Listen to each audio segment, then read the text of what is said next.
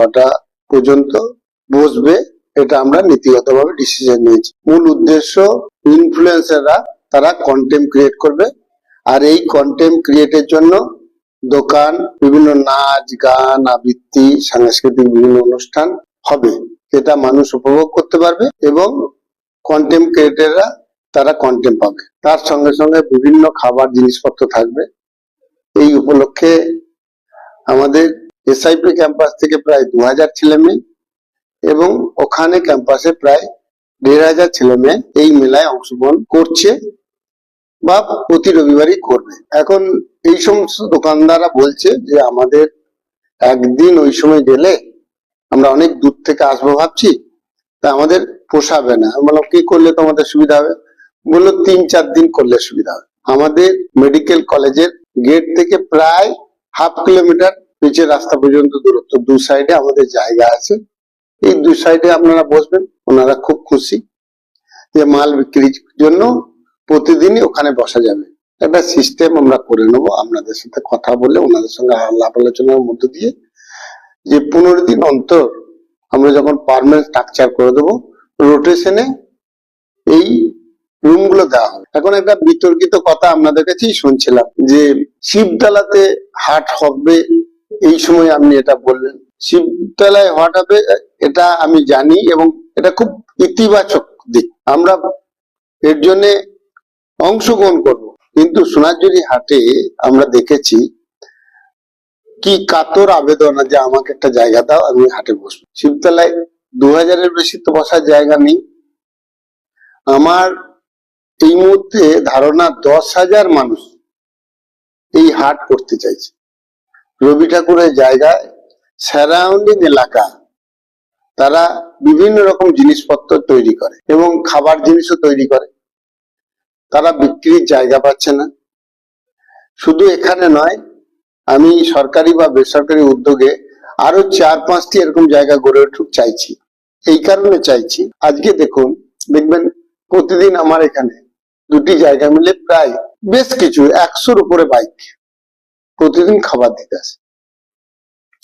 আর এই ছেলেদের যদি একটু চেতনা দেয়, বাড়ির মা যদি একটু রান্না করে দিত, এখানে বসে বেচতে পারত, তাহলে আসা যাওয়া, তেল, কোম্পানির লাভ, এদের একটা ডিউটি, এগুলো দরকার হতো না, তারা এন্টারপ্রেনার হতো।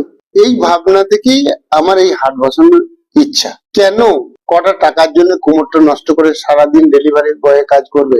আমার এখানে ক্ষুদ্র শিল্প আছে, সেই শিল্পটাই অ্যামাজনের কাছে বিক্রি হচ্ছে। অ্যামাজন থ্রুতে আমার ছেলেরা লেবার খাটার মতো খাটছে, তাহলে এইখানে বসে বিজবে।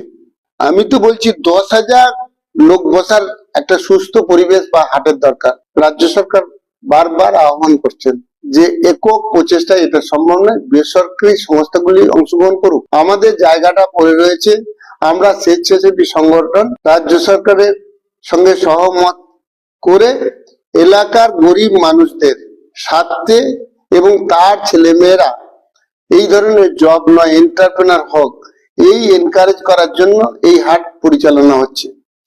ইউটিউবার, ফেসবুকের বিভিন্ন সোশ্যাল ইনফ্লুয়েন্সাররা তারা মজা করে বিভিন্ন রকম ভিউয়ার্স বাড়াতো, বিভিন্ন নেগেটিভে ভিউয়ার্স বাড়াতো। শিল্পোপযোগী পরিবেশ তৈরি করার জন্য তারা কন্টেন্ট তৈরি করবে, পজিটিভ কন্টেন্ট হবে, এতে শিল্প বান্ধব পরিবেশ তৈরি হবে। এটা রাজ্য সরকারের বা সেন্ট্রাল গভর্নমেন্টের মোটো, সেই মোটোর উপর দাঁড়িয়ে কাজ করার চেষ্টা করছি। সর্বোপরি যে বিষয়টা আপনাদের সামনে বলি, আমার এখানে টোটো ভাইরা রয়েছে, এখানে এই মুহূর্তে প্রায় 150-200 টোটো এর উপর নির্ভরশীল আছে। 1000 টোটো এর উপর নির্ভরশীল হবে। তারা এখানে খাবে নিজেদের বাড়ির বা মা বোনদের রান্না খাবার। প্রতিদিন 2000 পেশেন্ট আউটডোরে দেখাতে আসছে, তারা খাবে। 1100 বেডের হসপিটাল ফুল ফেজে চালু হয়ে যাওয়ার মুখে, তাহলে 1100 বেডের হসপিটাল যে চালু হয়, প্রায় 3000 লোক আত্মীয় স্বজন দেখতে আসছে, তারা খাবে, তারা জিনিস কিনবে। তাই এইখানে একটা তো হাটের দরকার আছে। যেমন করে সোনাঝুরি হাট ছিল, ওখানের জন্য দরকার ছিল সাইডে কোনো জায়গা যদি দিয়ে কেউ করে।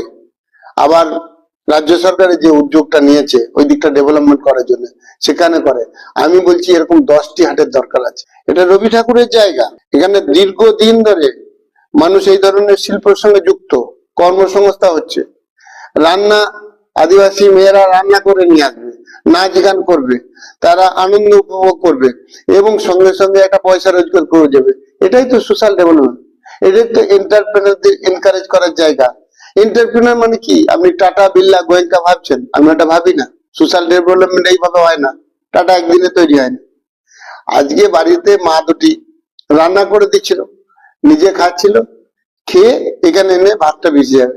যে ছেলেটা দূর থেকে এসে পড়াশোনা করছে, তার মনে হচ্ছে যে আমার আলুটা খাওয়ার দরকার নেই, আমি নিরামিষ খাই, অর্ডার দিয়ে দেবে, সেই ভাতটা খাবে। দুজন দুজনের ভাই, তার মায়ের কাছে রান্না করে এনে খাওয়াবে, তার জন্য দূর থেকে এসছে, সে কিছু পয়সা দেবে, তার অর্থনৈতিক অবস্থা ভালো। এই করেই তো এন্টারপ্রেনার হয়। তুমি দেখো নারী পুরুষ, আমি দেখি শুধুই মানুষ। কিসের বিতর্ক দেখতে পাচ্ছ? রাজ্য সরকার বারবার প্রতি ক্ষেত্রেই বলছে বেসরকারি বিনিয়োগের দরকার আছে। আমার সোসাইটি ক্যাপাবেল, তার জায়গা আছে, ওইটুকু জায়গা সোশ্যাল দায়বদ্ধতায় ব্যয় করতে পারবো, যে সেই জায়গা নিয়ে হাট বসবে। এখানে বিতর্কর কিছু নেই। এখানকার প্রতিটি রাজনৈতিক ব্যক্তিত্ব, প্রশাসনিক ব্যক্তিত্ব সবাই তো সাপোর্টের কথা বলছে। এই ধরনের কথা আপনাদের কাছ থেকে এলে তখনই মনে হয় যে মিডিয়া বিতর্কের কথা তুলে দিয়ে ভিউয়ার্স বাড়াচ্ছে। আপনারা অবশ্যই ভিউয়ার্স বাড়ান, বিতর্ক কথা তুলে নয়। নমস্কার।